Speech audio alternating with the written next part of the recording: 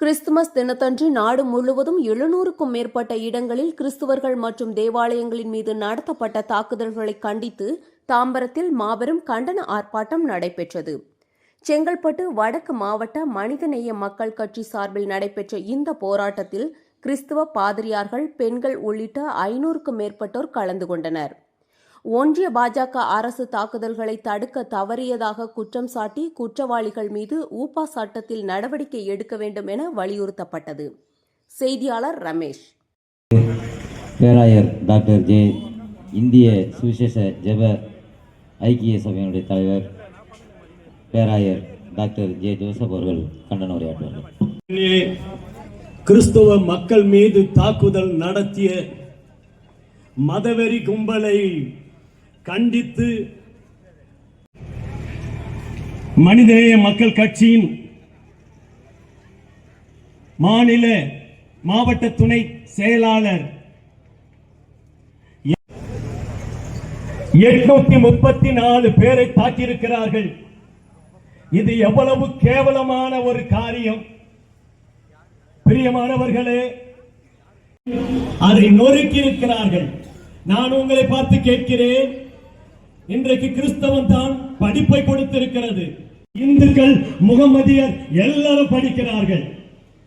ஏனென்றால் இன்றைக்கு உங்களுடைய குற்றச்சாட்டுகள் பாதுகாக்க வேண்டும், சிறுபான்மை மக்களை பாதுகாக்க வேண்டும், இஸ்லாமியர்களை பாதுகாக்க.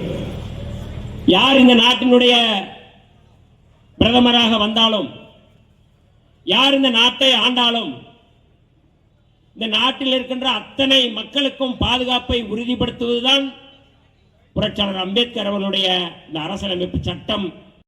பாதுகாப்பில்லை என்கின்ற நிலை உருவாகக்கூடாது. அவர்கள் ஒவ்வொருவரையும் பாதுகாக்க வேண்டிய கடமை இந்த அரசு ஆட்சியாளர்களுக்கு உண்டு. ஆக அப்படிப்பட்ட நியாயம் தானா மதவாத பயங்கரவாதிகளை ஊக்குவிப்பது நியாயம்தானா? போராட்டம், இது போராட்டம், நீதிக்கான போராட்டம். அனைத்து கட்சி ஒருங்கிணைக்கும் அரசமைப்பு சட்டத்தை பாதுகாக்கும் போராட்டம். நன்றி. இந்தியா முழுக்க கிறிஸ்தவர்கள் மீது நடத்தப்பட்ட தாக்குதலை கண்டித்து இன்றைக்கு மனிதநேய மக்கள் கட்சியின் சார்பிலே ஒருங்கிணைக்கப்பட்ட இந்த ஆர்ப்பாட்டத்தில் இந்தியாவில் கிறிஸ்தவர்களுடைய பாதுகாப்பை உறுதி செய்ய வேண்டும், அவர்கள் மீது நடத்துகின்ற பயங்கரவாதிகளை, சங் பரிவார கும்பலை கைது செய்ய வேண்டும், EAPS சட்டத்திலே கைது செய்ய வேண்டும் என்கின்ற கோரிக்கையை வலியுறுத்தி தான் இந்த போராட்டம் நடந்தேறி இருக்கின்றது.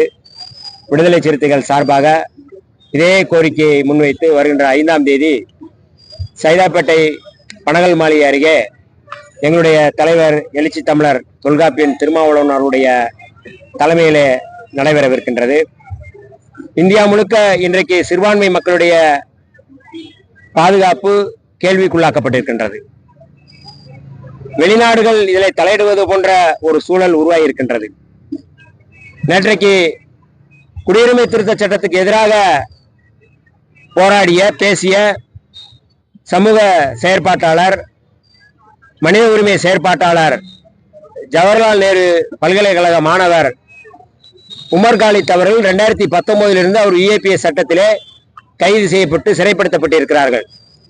அவரை விடுதலை செய்ய வேண்டும் என்று அமெரிக்காவில் இருக்கின்ற நாடாளுமன்ற உறுப்பினர்கள் கோரிக்கை எழுப்பியிருக்கிறார்கள்.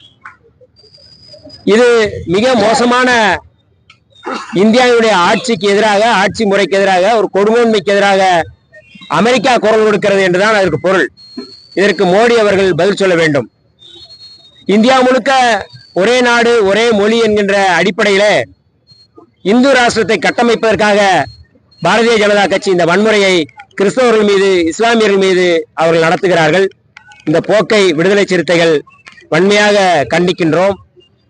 தமிழ்நாட்டில் எப்படியாவது இந்த வன்முறையை கட்டவிழ்த்துவிட்டு சமூக பதற்றத்தை உருவாக்கிவிட்டு 2026 அவர்கள் குளிர்காய நினைக்கிறது பாஜக.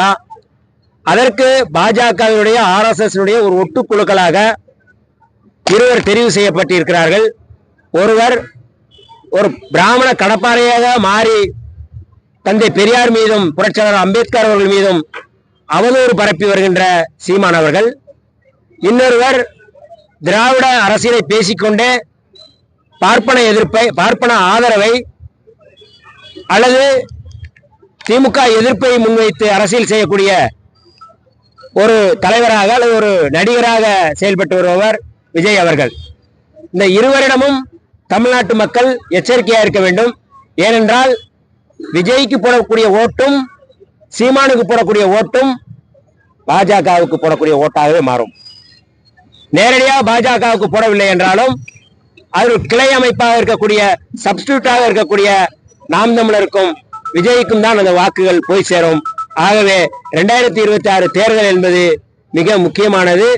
பாரதிய ஜனதா கட்சி பல அஜெண்டாக்களை, பல செயல் திட்டங்களை, அவர்கள் பல கிளைகளை உருவாக்கி இங்கே நிறுவ முயற்சி செய்கிறார்கள். அதற்கு இவர்கள் சீமானும் விஜயும் அவர்கள் இன்றைக்கு வேலை பார்த்துக் கொண்டார்கள். திமுகவை தோற்கடிப்பதற்காக 2 கட்சி இருக்கிறதால், கட்சி உருவாக்கப்பட்டிருக்கிறது என்றால் இவர்கள் தான், இந்த 2 பேரும் தான். ஆக இவர்களிடம் மக்கள், இளைஞர்கள், பெண்கள் எச்சரிக்கையாக இருக்க வேண்டும் என்று விடுதலை சிறுத்தைகளின் சார்பில் நாங்கள் கோரிக்கை வைக்கின்றோம். செய்திகளை உடனுக்குடன் தெரிந்து கொள்ள நம்ம வேதா நியூஸ் டைம்ஸ் சேனலை லைக் பண்ணுங்க, ஷேர் பண்ணுங்க, கமெண்ட் பண்ணுங்க, மறக்காம சப்ஸ்கிரைப் பண்ணுங்க. பக்கத்தில் இருக்க பெல் ஐகானையும் கிளிக் பண்ணுங்க. அப்பதான் நாங்க போடுற வீடியோஸ் உங்களுக்கு நோட்டிபிகேஷன்ல வரும்.